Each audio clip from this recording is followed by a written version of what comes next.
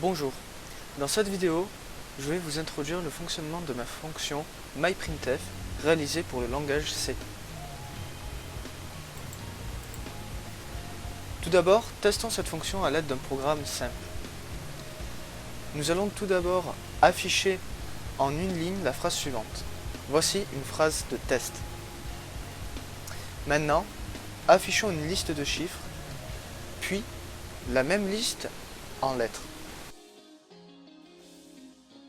Enfin, testons sans rien.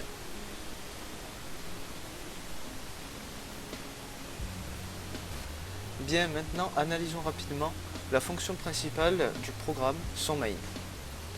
Nous pouvons voir ici une utilité de notre fonction dans un programme simple qui affiche nos arguments à la suite avec un retour à la ligne précédé d'un message ou simplement un autre message si l'on ne veut rien afficher.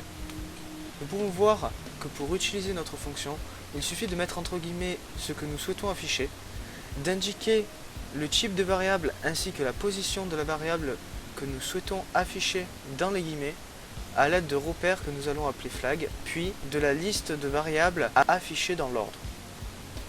Pour utiliser notre fonction, il suffit d'intégrer au programme notre bibliothèque my.h. Maintenant, allons voir plus en détail notre programme.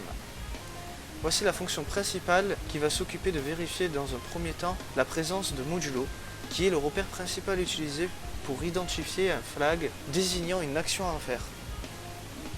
Si un modulo est détecté, notre programme va vérifier qu'il s'agit d'un de nos flags et l'identifier, puis va décider de lancer la fonction appropriée à l'aide d'un tableau de pointeur sur fonction, qui est un tableau qui va avoir dans chaque ligne une fonction associée permettant ainsi de la lancer.